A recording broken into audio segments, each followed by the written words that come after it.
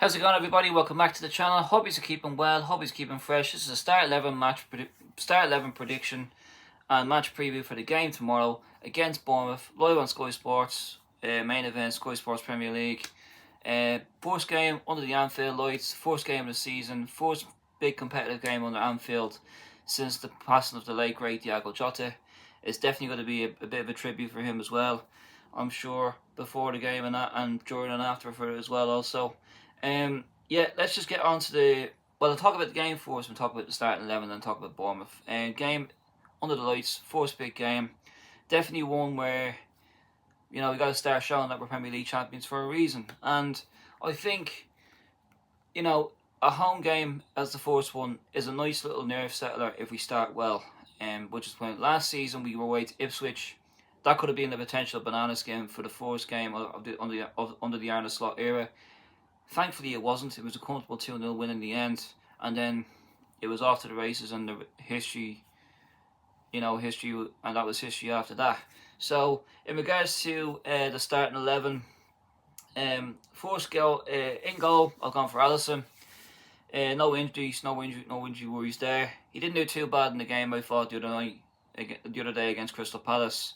So Alisson will be in goal for this one. Back four, Frimpong, Konate, Van Dijk and Kirkez. The same back four that played against Palace. Should be well up for this one, and hopefully to make it men and get their first clean sheet on the board for them as well.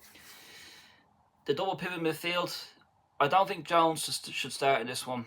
I personally will go with Endo, because he's already made. He's a backup for Gravenberch.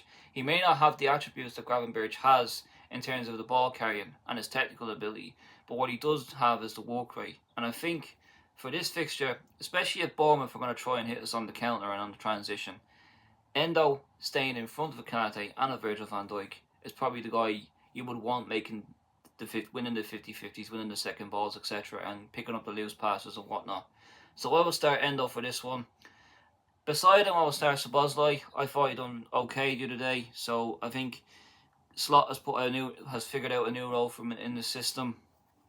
He definitely has the work rate to play there and the technical ability, so I think Endo and Szoboszlai in the double pivot midfield.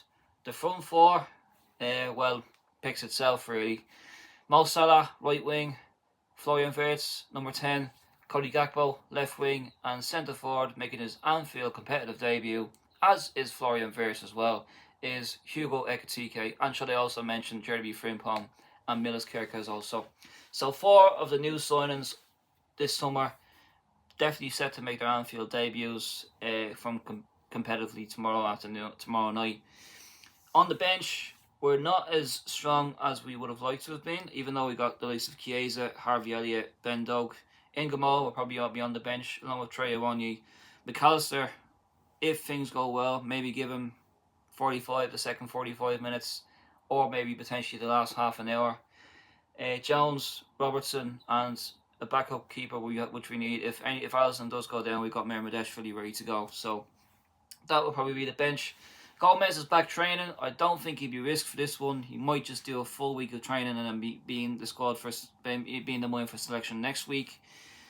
I don't think Tsimikas will be in the squad because there has been talk of him potentially linked with a move away to Liverpool within the next few days. Conor Bradley's not available due to injury. Gravenberch is not available due to suspension. So will be probably the majority absentees. Which, look, we're not going to be far away from a full squad, or as we all know, there's still some time left in the window.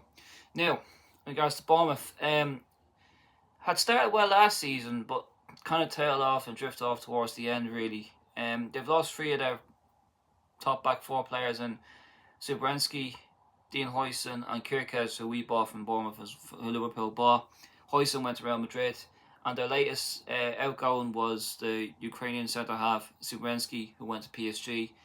Funny enough, he was seen with the PSG players last night as they won the Super Cup against Tottenham. So they've had to do a lot of it, to take out, they have a lot of work to do as the season goes on, but I think under their coach Ariola, he does play a very good brand of football, and I don't think they'll have anything to worry about really throughout the season. They look as if they'll be capable of staying in the Premier League. They've got good attacking players in Semenyo, who I would say is their best attacking player. He signed a new deal maybe with the thought of that he doesn't leave this summer, but potentially leaves next summer, so they can cash in on big money. Evan Nielsen, who they brought in from Porto, scored 12 goals in the league for them last season. He done well, replacing Solanke. The likes of Justin Kluivert done really well as well, who they bought for, I think was it Roma for 20 million a couple of years ago.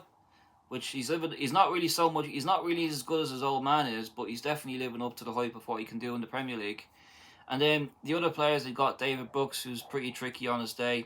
Have a good midfield in Lewis Cook, Tyler Adams, and also Ryan Christie. Ryan Christie's a bit of a maverick in terms of how he plays.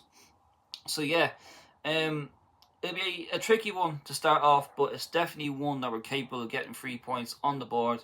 Game 1, and there'll be a little nerves, I presume, sure, but I think once we get the win out, once we get this game out of the way with 3 points, we then go and focus on the Newcastle game next Monday night, which will be a very hostile reception, there's no doubt about that, and then the Arsenal game in 2 weeks' time back at Anfield. So I think just one game at a time for the next few weeks, and then we just really hope to go again. Now, finally, in regards to the transfer front, Leone has done his medical. There seems to be nothing wrong with it whatsoever. Personal terms have been agreed. I presume that the signing will be announced tomorrow afternoon. In regards to Mark Guehi, Palace are kind of haggling over the add-ons of the payment structure. I think that'll get done because I can't see a world where Steve Parish, the Crystal Palace chairman, is going to let to walk one of his prized assets and Mark Guehi out the door, leave for next to nothing in 12 months' time, especially when there's a World Cup on the horizon as well. So I do think Mark Guehi will definitely be sold, and he will be a Liverpool player. Now, as for Alexander Isak, there has been reports in the last 24 hours that he's gone on strike, according to some of the journalists in the Northeast. Craig Hope has been reporting from the Daily Mail that he is not going to be playing for Newcastle again, and he's not going to be playing for Newcastle in the Premier League. Dave O'Cop, who is a journalist for Liverpool, or he works for another agency or whatever, has been quoting that Eddie Howe has been open to selling Isak. So, I think if you put 2 and 2 together, you're kind of seeing that maybe this deal is probably progressing a lot quickly. From what I gather also, there's a bit of a domino effect in regards to transfers where Brentford want to sign a player, Bournemouth want to sign a player, and once those deals get done, then Whistler of Brentford can go to Newcastle and replace Callum Wilson, which I think that deal gets done for them anyway as well. There doesn't seem to be any issues there from Newcastle's side about waiting. But, Whistler has done exactly the same as Isak, and yet Newcastle aren't slaughtering Whistler, but they're slaughtering Isak, which I can get to a certain point, but it's kind of double standards, if you know what I mean. Do you know what I mean? Now look, I don't condone what Isak or Whistler are doing in terms of getting their moves, because us as a fan base have had issues with this before with various players in regards to players wanting to not play for Liverpool again. Felipe Coutinho was a prime example. Torres was a prime example. Raheem Sterling was also another one as well, don't forget. And look how fast forward 10 years. He's struggling to get a football club now. Do you know what I mean? So, even though he's had a pretty good career with Man City, he hasn't really lived up to the hype of being a potential Ballon d'Or winner as what everyone thought he was going to be. Do you know? So, but anyway, I think the sooner the transfers happen, the better for everyone, so that we can concentrate on the season as a whole, and look forward to what could be a potentially big one for us as well. So yeah, thanks for watching the video, guys. Please like the video if you're new to this. Also subscribe to the channel if you're new as well. Let us know in the comment section about the start 11 prediction you would go for, and then give your score predictions as well. I'll be doing a video for the post-match reaction straight after the game, so please stay tuned in for that. So in the meantime, and between time, have a good day, have a good night wherever you're watching this. Up the Reds, cheers.